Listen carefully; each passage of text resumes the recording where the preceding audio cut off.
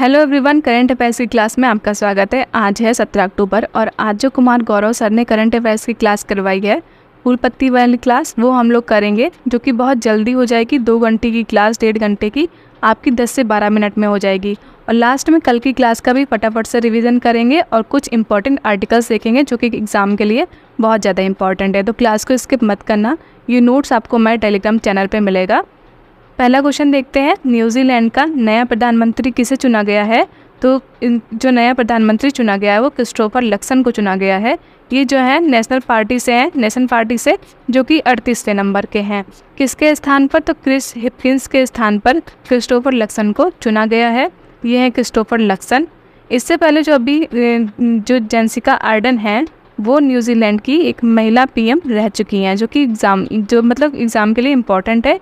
और ये जो है लेबर पार्टी से थी। महिला पीएम न्यूजीलैंड की तो जेसिका आर्डन रह चुकी हैं। न्यूजीलैंड के लोकेशन देखते हैं तो ये है ऑस्ट्रेलिया और ये है न्यूजीलैंड। ऑस्ट्रेलिया की जो राजधानी है वो है कैनबरा। यहाँ पे जो घास के मैदान उनको हम लोग डाउन्स कहते हैं। और ये है ग्रेट बैरियर रीफ, सवाल भित्ती। ये न्यूजीलैंड है। जो उत्तरी भाग और दक्षिणी भाग को जो जल संधि जोड़ती है वो है कुक जल संधि। और ये है जिलैंडिया का भाग बताया गया है न्यूजीलैंड को जो है जिलैंडिया का भाग बताया गया है। इस वजह से इसको जो है 8वां महाद्वीप बनाने वाले हैं। इसको जो है जिलैंडिया को न्यूजीलैंड को 8वां महाद्वीप बनाने की घोषणा होने वाली है। अगर हम न्यूजीलैंड की राजधानी की बात करें तो है वेलिंगटन। ये न्यूजीलैंड की राजधानी है। कुछ इंपॉर्टेंट लोग हैं जो एग्ज़ाम के लिए बहुत ज़्यादा इंपॉर्टेंट है, जैसे लूला डी सिल्वा जो कि ब्राज़ील के राष्ट्रपति हैं। ये एग्ज़ाम में ये सारे के सारे नाम इंपॉर्टेंट है। जॉर्जिया मेलोनी इटली की राष्ट्रपति हैं।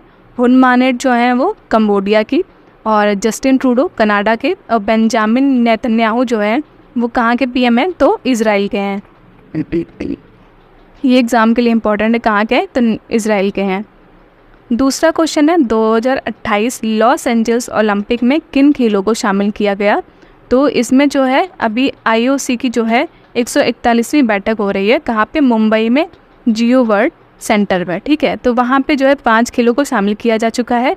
उसमें से जो 5 खेल हैं वो क्रिकेट है, स्क्वैश है, फ्लैग फुटबॉल है, लैक्रोस है, बेसबॉल या सॉफ्टबॉल है। इनको शामिल किया गया है। जो 32वें नंबर का 2020 में हुआ था वो टोक्यो में हुआ था। 33वें नंबर का जो होगा वो 24 में होगा, पेरिस में होगा, जो कि 2024 में और पेरिस में होगा। और जो 34वें नंबर का होगा, ये जो लॉस एंजल्स है, 34 नंबर का होगा, ये लॉस एंजल्स में होगा। अभी बताया मैंने जैसे कि IOC की जो 141वीं बैठक हुई है मुंबई जियो वर्ल्ड सेंटर में, वहाँ पे 5 खेलों को शामिल किया गया। ये 5 खेल हैं जो कि एग्ज़ाम के लिए वेरी इंपॉर्टेंट है। क्रिकेट के इसमें क्रिकेट को कब शामिल किया गया था? तो 1900 में जो पेरिस ओलंपिक हुआ था उसमें टेस्ट मैच के तौर पे जो है एक ही मैच हुआ था, इंग्लैंड वर्सेस फ्रांस। उसमें इंग्लैंड विजयी हुआ था। एक ही बार हुआ था क्रिकेट। उसके बाद 2028 में सीधा इसको शामिल किया गया है। जो इसका फॉर्मेट होगा, इसका फॉर्मेट T20 होगा। और इसमें जो है मेल और फीमेल दोनों होने वाले हैं। उसमें जो है 6 टीम भाग लेगी। 2024 में जो है पेरिस ओलंपिक, जिसमें जो है ब्रेक डांस शामिल हुआ है। ब्रेक डांस शामिल है लेकिन 2028 में शामिल नहीं होगा। नेक्स्ट है, जो फर्स्ट ओलंपिक हुआ था कब हुआ था? तो 1896 में हुआ था। कहाँ पर? तो एथेंस ग्रीस में हुआ था। IOC इंटरनेशनल ओलंपिक कमेटी, इसकी स्थापना जो है 23 जून 1894 को हुई थी। इसका जो हेडक्वार्टर लुसाने स्विट्ज़रलैंड में है और इसके जो वर्तमान में हेड है वो थॉमस वॉक हैं। कॉमनवेल्थ की बात करें, कॉमनवेल्थ गेम्स, तो फर्स्ट बार जो है हैमिल्टन कनाडा में हुआ था। जो 22वें नंबर का होगा वो बर्मिंघम में हो चुका है और इसमें भारत की रैंक जो है 4थी है। एशियन गेम्स की बात करें तो जो फर्स्ट हुआ था वो दिल्ली में हुआ था और जो 19 नंबर का हुआ है वो हांगझो चीन में हुआ है। और भारत ने इसमें 107 पदक जीते हैं। 107 पदक भारत ने इसमें कुल जीते हैं। तीसरा क्वेश्चन है, क्वांटम समर्थित हरित हाइड्रोजन उत्पादन प्रौद्योगिकी का विकास किसने किया है? तो ये विकास करने वाला IIT BHU है। इसमें जो है इसका उद्देश्य क्लीन एनर्जी बनाना, भविष्य के लिए ईंधन तैयार करना और पर्यावरण अनुकूल जो है ऊर्जा बनाना, ये इसका उद्देश्य है। अगर हम हाइड्रोजन की बात करें तो इसका उपनाम है अवारा तत्व। इसके परमाणु क्रमांक है 1। इसकी खोज कैवेंडिश ने की थी और इसके 3 समस्थानिक होते हैं, प्रोटियम, ड्यूटेरियम और ट्रिटियम। ये इसके 3 समस्थानिक होते हैं। अगर हम सूर्य की बात करते हैं तो सूर्य में जो ऊर्जा का स्रोत है वो नाभिकीय संलयन है। नेट जीरो कार्बन उत्सर्जन का लक्ष्य कब तक रखा गया है? तो 2070 तक रखा गया है। COP27 कहाँ हुआ? तो शर्म शेख में हुआ है। 28 UAE में होगा। नेक्स्ट है चौथा क्वेश्चन, ग्लोबल मैरीटाइम इंडिया शिखर सम्मेलन 2023 का तीसरा संस्करण कहाँ प्रारंभ होगा? तो ये मुंबई में होगा। ग्लोबल मैरीटाइम इंडिया शिखर सम्मेलन का तीसरा संस्करण मुंबई में होगा। इसके जो पहले दूसरे संस्करण हुए हैं वो भी मुंबई में ही हुए हैं। इसमें ये जो है देश का सबसे बड़ा समुद्रिक कार्यक्रम बनने वाला है। इसके तहत जो किया जाएगा वो बंदरगाह है उनका विकास किया जाएगा, समुद्री सुरक्षा होगी, निवेश को बढ़ावा दिया जाएगा और नवाचार को बढ़ावा दिया जाएगा। ये इसका उद्देश्य है। नेक्स्ट है लंदन टॉप वाले क्वेश्चन, कॉफ़ी सम्मेलन का क्रम कौन सा था? 5वां। और कहाँ हुआ? तो बेंगलुरु में हुआ है। पहली बार ये भारत में हुआ है। मसाला सम्मेलन क्रम है 14 नंबर का और कहाँ पे हुआ है? तो मुंबई में हुआ है। बांध पर सुरक्षा अंतर्राष्ट्रीय सम्मेलन कहाँ हुआ है? तो जयपुर राजस्थान में किया गया है। P20 सम्मेलन तो यशोभूमि दिल्ली में हुआ है। 5वां क्वेश्चन है विंझिजम अंतर्राष्ट्रीय बंदरगाह कहाँ प्रारंभ हुआ? तो ये केरल में प्रारंभ हुआ है विंझिजम, जो कि एग्ज़ाम के लिए बहुत ज़्यादा इंपॉर्टेंट है। विंझिजम की लोकेशन पूछ ली जाएगी। तो अंतर्राष्ट्रीय बंदरगाह कहाँ प्रारंभ किया गया? तो केरल में किया गया है। पहली बार जहाज़ पहुँचा है चीन का पहुँचा है, नाम है जहाज़ का झेन हुआ 15। ठीक है। इसका जो निर्माण किया है वो राज्य सरकार और अडानी लिमिटेड ने किया है। राज्य सरकार की 70% भागीदारी है और अडानी लिमिटेड की 30% भागीदारी है। लल्लन टॉप वाले क्वेश्चंस देखते हैं। सिल्वर लाइन परियोजना कहाँ की है? तो वो केरल की है। सिल्वर लाइन परियोजना केरल की है। लोथल पोर्ट कहाँ पे है? तो गुजरात में है, जो कि हड़प्पा सभ्यता से संबंधित है। INS विक्रांत जो है कहाँ लॉन्च हुआ था? तो कोच्चि केरल से लॉन्च हुआ था। MV एम्प्रेस क्रूज जो है चेन्नई से श्रीलंका भेजा गया है। हैंड इन हैंड अभ्यास जो है वो भारत और चीन के बीच होता है। OBOR जो है ये चीन की जो है परियोजना है, वन बेल्ट वन रोड। मोतियों की माला जो है वो चीन की है, नीति है जो कि भारत को घेरने की एक नीति है। BRI बेल्ट रोड इनिशिएटिव जो कि चीन की एक, इसके तहत जो है अभी बांग्लादेश में एक निर्माण होने वाला है BRI के तहत। छठा क्वेश्चन है भारत के बाहर डॉक्टर अंबेडकर की सबसे ऊंची प्रतिमा स्टैचू ऑफ इक्वालिटी का अनावरण कहाँ हुआ है? तो इसका अनावरण जो है अमेरिका के मैरीलैंड में किया गया है, जो कि 19 फीट की आप देख सकते हैं। बहुत बड़ी बात है, जो कि 19 फीट की है। वास्तुकार है राम सुतार। और भारत के अंदर अगर हम बात करते हैं इनकी मूर्ति कहाँ पर है? तो लातूर महाराष्ट्र में है। अगर हम स्टैचू ऑफ इक्वालिटी की बात करते हैं भारत के अंदर तो वो हैदराबाद में संत रामानुजाचार्य की है। नेक्स्ट है भारत के जो पहले कानून मंत्री बने थे और मूक नायक जो वो भी अंबेडकर जी बने थे। मूक नायक पत्रिका जो थी वो भी अंबेडकर जी की थी। जातियों का अंत जो पुस्तक है वो भी अंबेडकर जी की है। और 14 अक्टूबर 1956 में जो है बौद्ध धर्म को इन्होंने अपनाया था अंबेडकर जी ने। और जो पूना पैक्ट हुआ था वो भी क्या कहते हैं गांधी जी और इनके बीच हुआ था। जो गोल में सम्मेलन हुए थे 30, 31, 32 में, उसमें तीनों सम्मेलन में जो है अंबेडकर जी ने पार्टिसिपेट किया था। तो ये ध्यान रखना। नेक्स्ट है विश्वास स्वरूप कहाँ है? तो राजस्थान के नाथद्वारा में है, महादेव की मूर्ति है। स्टैचू ऑफ प्रॉस्पेरिटी नाथ प्रभु कैंपेगौड़ा की है। ये कैंपेगौड़ा एयरपोर्ट पे है बेंगलुरु में। स्टैचू ऑफ वननेस आदि शंकराचार्य की है, ओंकारेश्वर मध्य प्रदेश में है। नई संसद भवन जो है उसके वास्तुकार कौन है? तो विमल पटेल हैं। पुरानी संसद के वास्तुकार लोटियांस थे। 7वां क्वेश्चन है विश्व खाद्य दिवस 2023 कब मनाया गया है? तो 16 अक्टूबर को मनाया गया है। क्यों? क्योंकि 16 अक्टूबर 1945 को जो है वो FAO की स्थापना हुई थी, फूड एग्रीकल्चर ऑर्गेनाइजेशन, खाद्य कृषि संगठन की स्थापना हुई थी। इस वजह से हम लोग 16 अक्टूबर को विश्व खाद्य दिवस मनाते हैं। इसका जो हेडक्वार्टर है FAO का वो रोम इटली में है। इस बार की खाद्य दिवस की थीम है water is life, water is food, no one leave behind. ये इसकी इस बार की थीम है। नेक्स्ट है विश्व पर्यावरण दिवस की थीम क्या है इस बार की? तो सोल्यूशन फॉर प्लास्टिक पोल्यूशन, ये इसकी इस बार की थीम है। और पर्यावरण दिवस कब मनाते हैं? तो 5 जून को मनाया जाता है। नेक्स्ट है अंतर्राष्ट्रीय योग दिवस की थीम, तो वसुधैव कुटुंबकम के लिए योग, ये इस बार की थीम है। और कब मनाते हैं? तो 21 जून को मनाते हैं। 8वां क्वेश्चन है केंद्र सरकार ने लाइफ की फुल फॉर्म है लाइफ स्टाइल फॉर इन्वायरमेंट, ये इसकी फुल फॉर्म है। केंद्र सरकार ने लाइफ के तहत कौन सी योजना प्रारंभ की है? तो इसके तहत 2 योजनाएं प्रारंभ की हैं, ग्रीन क्रेडिट प्रोग्राम और इको मार्ट योजना, ये इन्होंने प्रारंभ की है। इसमें जो है इको मार्ट के तहत जो है वो उपभोक्ता से जो उत्पाद हैं उसमें डिजाइन और प्रक्रिया जो है उसको पर्यावरण के अनुकूल बनाना, ये इसका उद्देश्य है।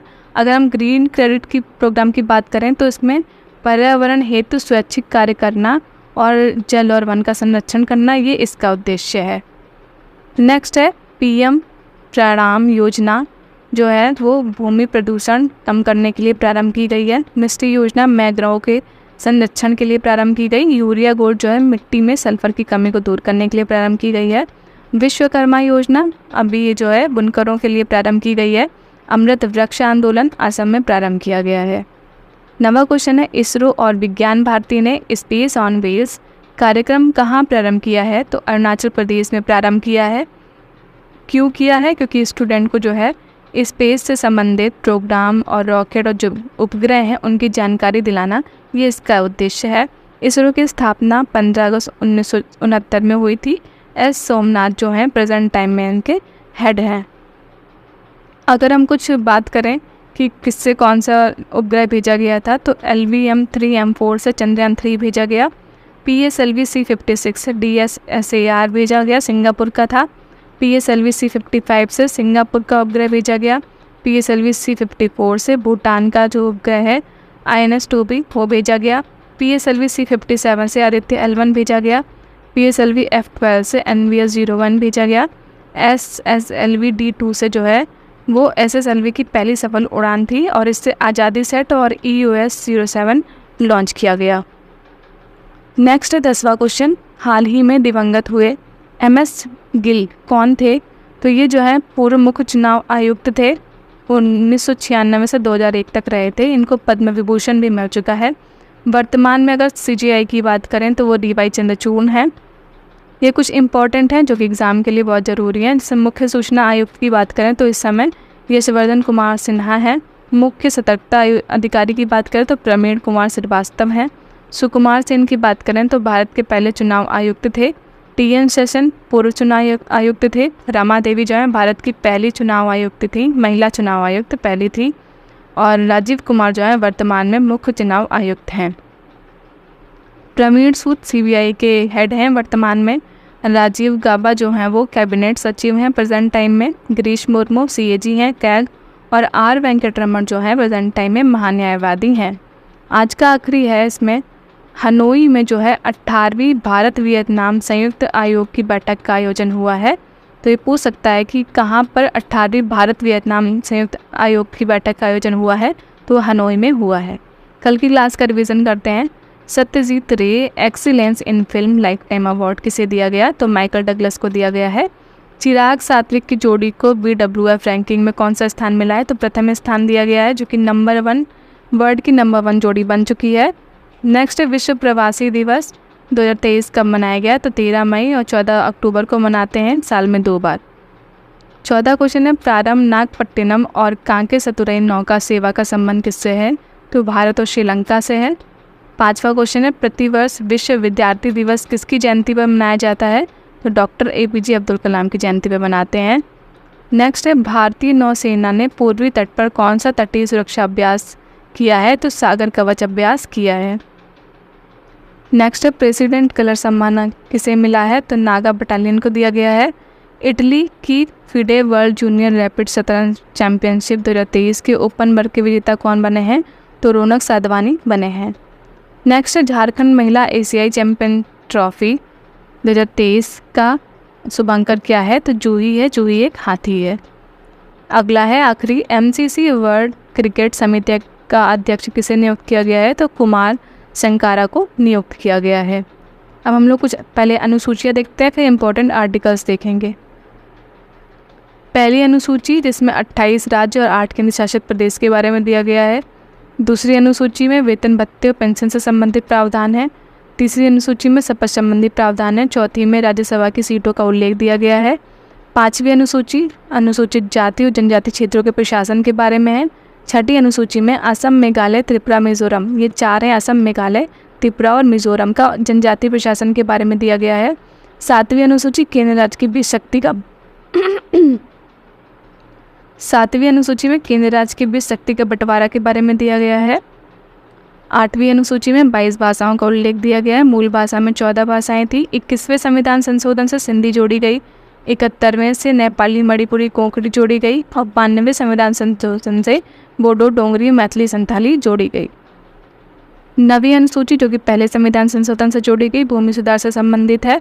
10वीं अनुसूची जो 52वें संविधान संशोधन से जोड़ी गई, दल बदल संबंधित प्रावधान दिए गए हैं इसमें। 11वीं अनुसूची की बात करें तो 73वें संविधान संशोधन से जोड़ी गई, पंचायतों का प्रावधान है। और 12वीं की बात करें तो 74वें कॉन्स्टिट्यूशन अमेंडमेंट से जोड़ी गई, इसमें नगर निकाय से संबंधित प्रावधान है। महत्वपूर्ण अनुच्छेद की बात करें तो इसमें आर्टिकल 1 में राज्य यूटी के बारे में दिया गया है। 5 से 11 नागरिकता के बारे में दिया गया है। 14 में जो है वो विधि के समक्ष समानता है। 17 में अस्पृश्यता का अंत है। 18 में उपाधियों का अंत है। 19 वन के 1 में विचार एवं अभिव्यक्ति की स्वतंत्रता है। 21 में प्राण एवं दैहिक स्वतंत्रता है। 21A में शिक्षा का अधिकार है। 24 में शोषण के विरुद्ध अधिकार है। 25 में अंतःकरण की स्वतंत्रता है। 32 में संवैधानिक उपचारों का अधिकार है। 37 में DPSP अप्रवर्तनीय है। 38 में लोक कल्याणकारी राज्य के बारे में दिया गया है।